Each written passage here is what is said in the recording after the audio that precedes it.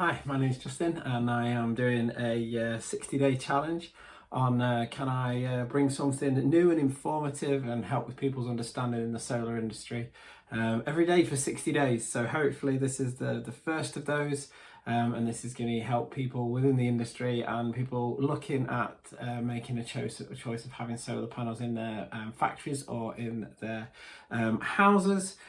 So one of the really easy things to chat about first is the panels themselves.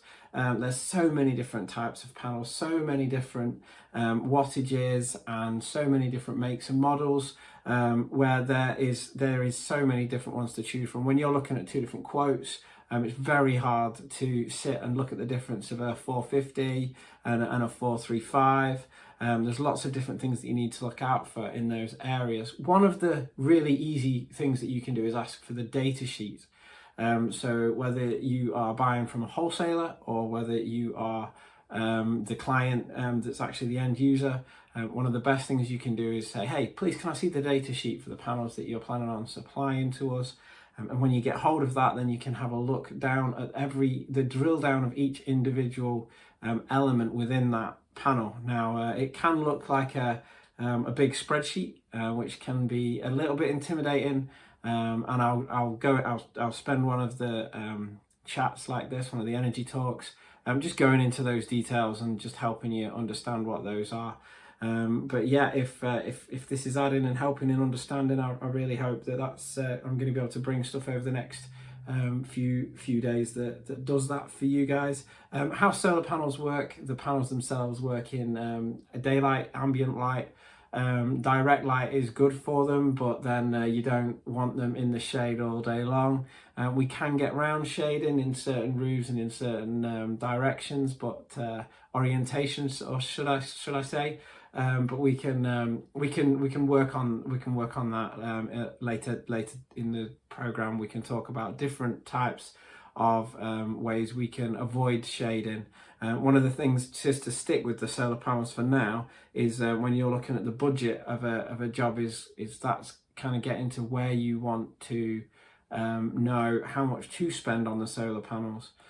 This all depends on your roof space. A lot of the time when I'm talking to clients, some have got a massive roof space, and it doesn't matter if they've got an industrial style panel that is great for harvesting as much energy as they can with as much space as they can. With some of the smaller commercial units that I've been looking at recently, they've only got a small roof, so they're only going to be able to get 30 to 60 panels up there, which is a very small space to get as much power as you can. That's why sometimes on a job, when people are looking at them going, hey, why is the price difference between the two buildings that you've looked at for me, this price difference is really high, this price difference is really low?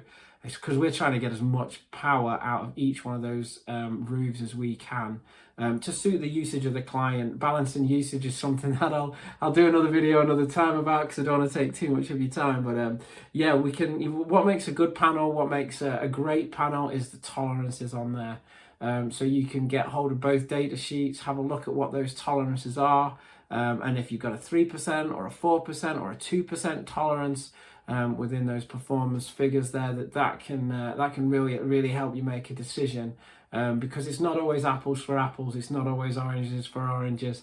I've been pipped at the post quite a few times recently with other clients, other contractors, which is good fun. It's all part of the fun of the solar coaster that we all hold on to, and hope that we're going to be the next one to win the order and the next one to do the work with people. But yeah, whether you're looking for Rolls-Royce panels or you're looking for budget panels, that tolerance is something you really need to keep an eye on when you're designing as well. The different sizes with the different wattages makes a massive difference.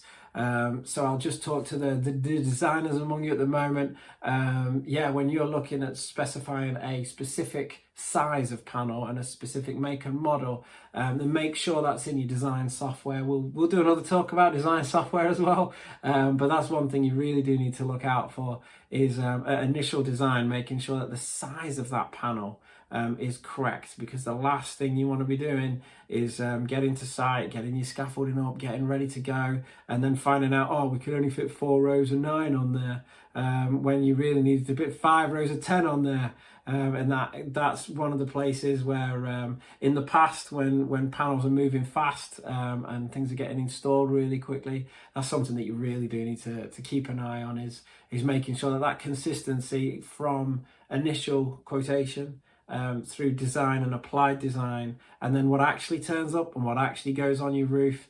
It's always worth keeping an eye out on those things. And as a consultant, that's one of the things that I do for my clients is making sure that from the front end to the back end that it is a 405 or a 430 or whatever it is that suits the client, whether they want a certain make or model, whether they want individual panel monitoring, and metering monitoring is another thing that we can chat about in these videos. If you've got any specific topics you'd like me to cover, if you'd like any in-depth on mono or poly panels, that's another thing that we could stand and chat about for a long time. And installers kick that around all the time on LinkedIn, or if ever we bump into each other in the pub, it's always something nice to chat about. But if you want to reach out on LinkedIn for further information, then I'll put a link down in this below this video. But thank you so much for your time, and I hope over the next 60 odd days that I bring some decent knowledge and some decent value and help with understanding in the solar industry.